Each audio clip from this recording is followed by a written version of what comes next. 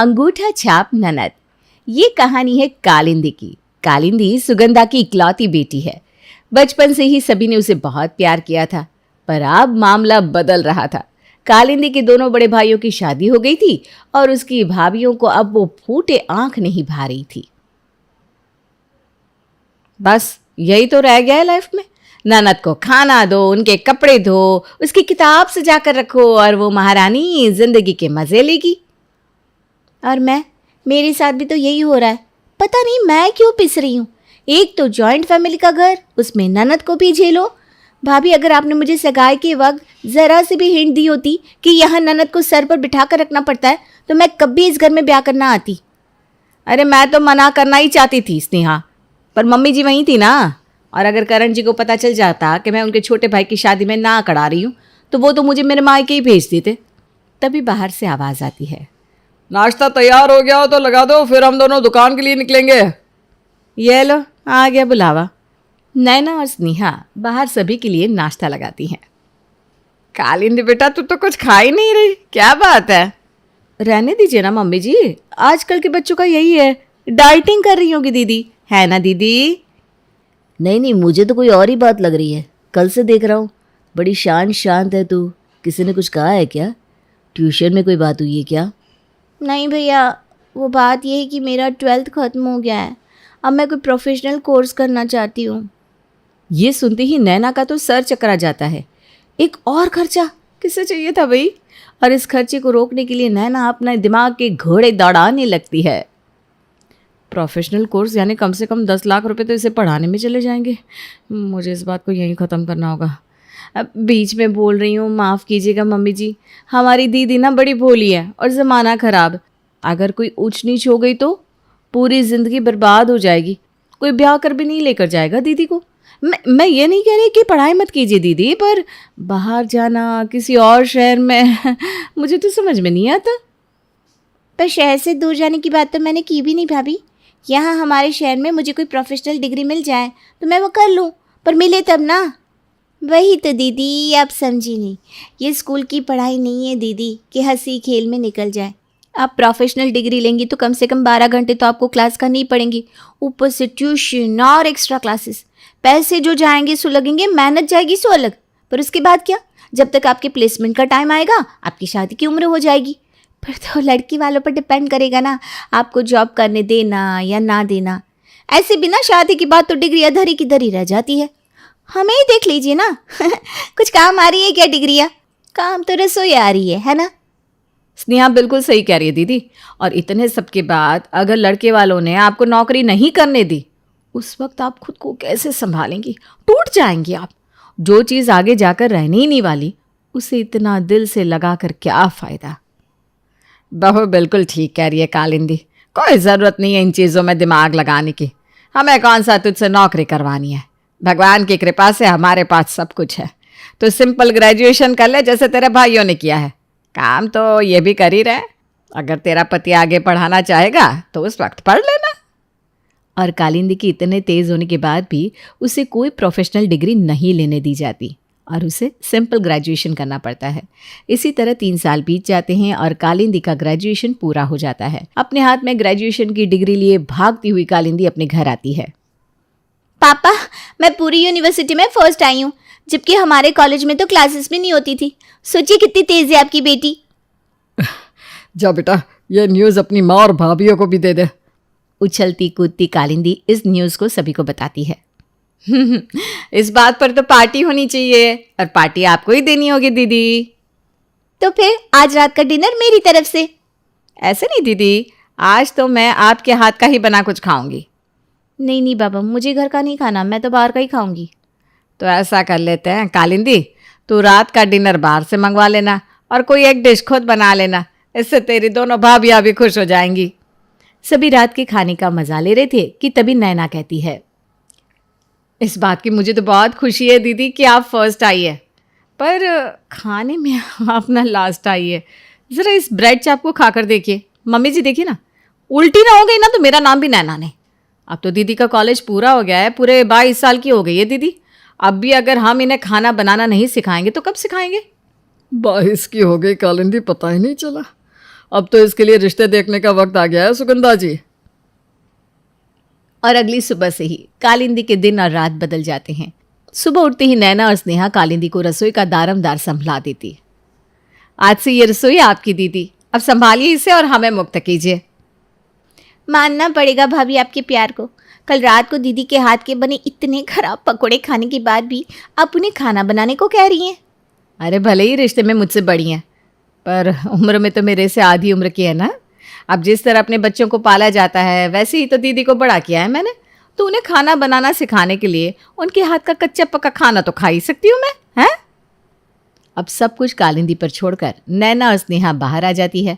पहले नाश्ते का काम, फिर दोपहर का खाना, फिर धीरे धीरे हर तीसरा काम कालिंदी पर ही डाल दिया जाता है। बहू याद से आज मेरी वाइट शर्ट धो देना, एक बड़ी पार्टी आने वाली है दुकान पर, उनका एक बेटा भी है। हो पाया तो काम के बहाने कालिंदी की शादी के बाद भी चला दूंगा। ये तो बहुत अच्छे सोचा आपने पापा जी। वैसे इनके भी कुछ शर्ट धोने थे, साथ ही निकाल देती हूँ सारे कपड़े। और जैसे उन कपड़ों को लेकर स्नेहा बाथरूम में जाती है, नैना कहती है, अब तो मुझे विश्वास हो गया है कि तेरा दिमाग ना सच में घुटनों में ही है। खुद दिन भर 7 गांव का काम करेगी, फिर कहेगी हाय कर्म फूट गए। अरे पापा, हमने दीदी को ट्रेनिंग क्यों दी है? ताकि वो अच्छी गृहस्थ बहू बन सके।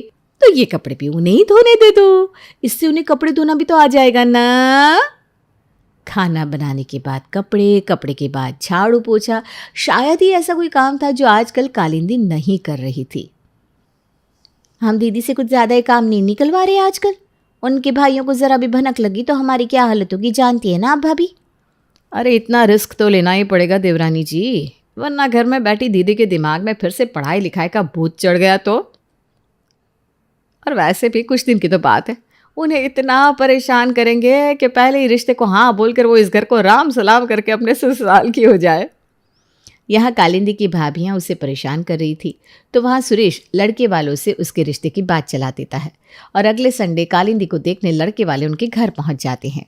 सुबह उठते ही नैना और सुनैना घर को सजाने में लग जाती है। प्रेम जी, मैंने आपसे कहा था ना काले रसगुल्ले लाने, फिर आप ये सफ़ेद रसगुल्ले क्यों लेकर आ गए? तो चाय और मिठाई भी तो लानी है ना मैंने। रसगुल्ले परोसने से मतलब है भैया, क्या सफ़ेद क्या काला, क्या फ़र्क पड़ता है? अरे सगुण नाम की भी कोई चीज़ होती है, याद है? जब आप मुझे देखने आए थे तो मैंने आपको काले रसगुल्ले परोसे थे और हमारी शादी फाइनल हो गई थी। उसी तरह बस दीदी की भी शादी फिक्स हो जाए। तुम भी नस दिया। नैना अपनी सबसे महंगी साड़ी निकालकर अपनी ननद को पहनने के लिए देती है। कालिंदी तैयार हो रही थी कि दरवाजे पर लड़के वाले आ जाते हैं और पूरा परिवार उनकी खातिर में लग जाता है। मान गए आपकी खातिरदारी को सुरेश जी, पर हम यहाँ खातिरदारी करवाने नहीं आए, हम तो निखिल के लिए उसके लायक लड़की देखने आए हैं। और हमारी कालिंदी आपकी सोच के अनुसार ही है। जब जाकर कालिंदी को लेकर आ। नैना और स्नेहा साड़ी पहनाकर कालिंदी के हाथों में चाय की ट्रे पकड़ाकर उसे लड़के वालों के सामने भेजती है।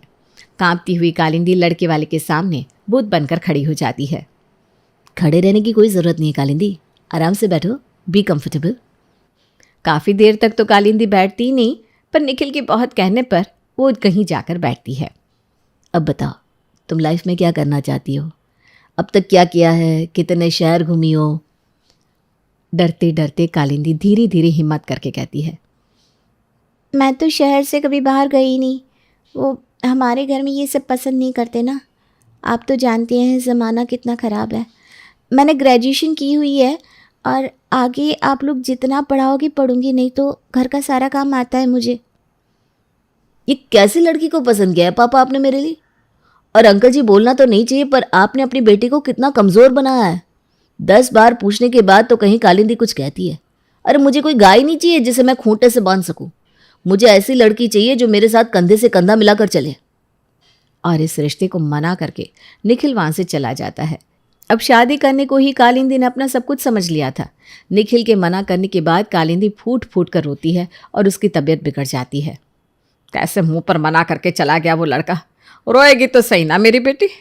करण और प्रेम, तुम दोनों कैसे भी करके जल्द से जल्द एक अच्छा रिश्ता लेकर आओ मेरी बेटी के लिए।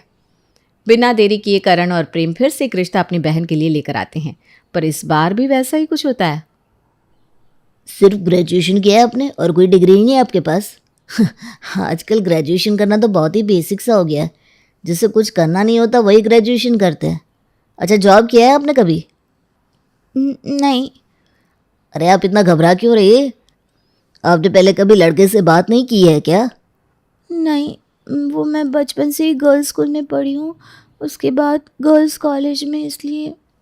फिर तो मुझे नहीं लगता कि कभी आप मेरे परिवार में एडजस्ट कर पाएंगे, क्योंकि मेरे घर पर मेरे मेल फीमेल फ्रेंड्स आते रहते हैं।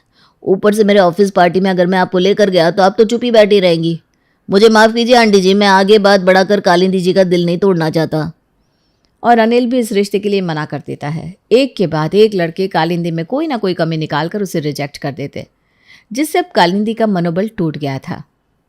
क्या हालत हो गई है मेरी बच्ची की, मुझसे देखा नहीं जाता।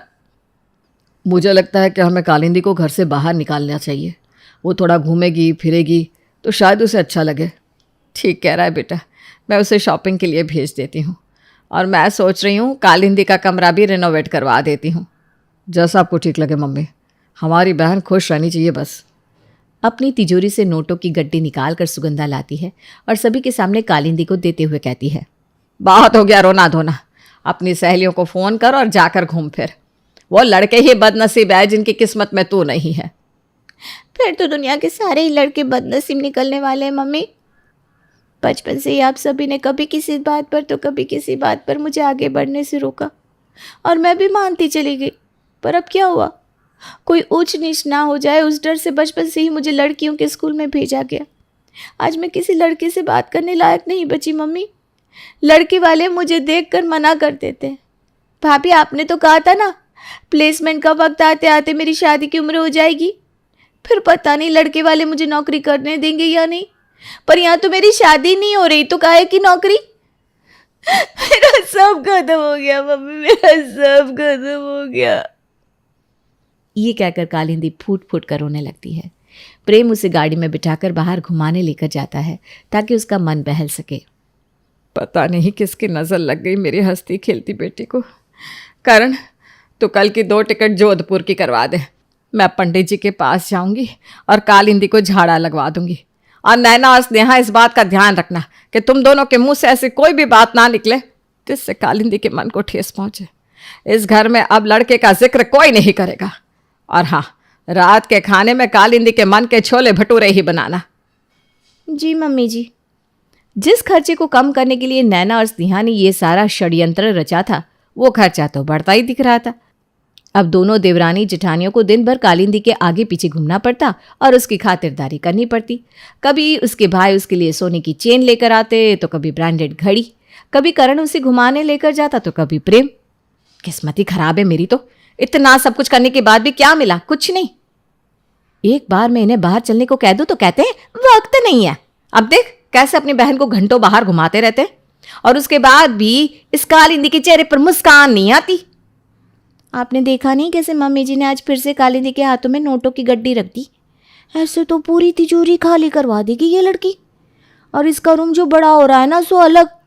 अगर ऐसे करते करते इसकी शादी ही नहीं हुई तो हमारा क्या होगा दीदी? हमें तो पूरा जीवन इसकी सेवा करनी पड़ेगी।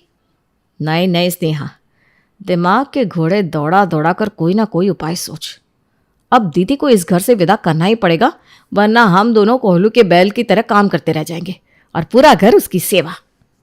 रात के खाने के वक्त नैना कालिंदी के सर पर हाथ रखते हुए कहती है, ये क्या हालत बना ली है दीदी आपने।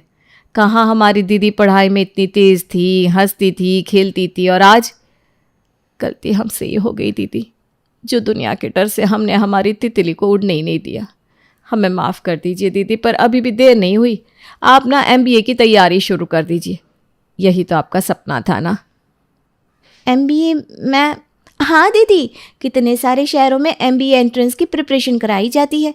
6 महीने के अंदर अंदर ही आप एंट्रेंस तो क्लियर कर लेंगी, मुझे विश्वास है। और फिर काउंसलिंग में जो कॉलेज मिले वहाँ चली जाइएगा। और आपको इसके लिए किसी पर निर्भर भी नहीं होना चाहिए। आखिरकार उन लड़कों ने आपको इसीलिए मना किया था ना, क्योंकि आप हम पर डिपेंडेंट है। अरे डर को खत्म कर दीजिए दीदी। एजुकेशन लोन उठाने में मैं आपकी मदद कर दूंगी। लोन लीजिए दीदी और चली जाइए, और वहीं कोई अच्छा लड़का मिल जाएगा आपको, मुझे विश्वास है। आप ही की प्रोफेशन कराएगा ना, तो आपका देखा सुना भी रहेगा। शायद यही भगवान की मर्जी है। मुझे ये बात ठीक लग रही है, आपको क्या लगता है भैया? हाँ, बात में दम तो है। आप क्या कहते हैं जी? हाँ, भेज ही सकता है बिटिया को बाहर, कुछ महीनों में जाकर सब मिलते रहेंगे। तेरा क्या मन है, कालिंदी आगे पढ़ेगी? हाँ पापा, मैंने तो कब से अपना मन मार कर रखा था। और ये कहकर कालिंदी फूट फूट कर रोने लगती है। कहते हैं ना, जिसकी किस्मत खुद भगवान ने लिखी हो उसे चाह कर भी कोई मिटा नहीं सकता। कालिंदी की जिस भाभीयों ने उसकी किस्मत के आगे ताला लगाया था, आज वो खुद ही उसे पढ़ने के लिए बाहर भेज रही थी। और बिना देरी किए कालिंदी के दोनों भाई उसका एडमिशन बाहर करवा देते हैं। और साल भर के अंदर अंदर एंट्रेंस एग्ज़ाम निकालने के बाद कालिंदी MBA करने बाहर चली जाती है।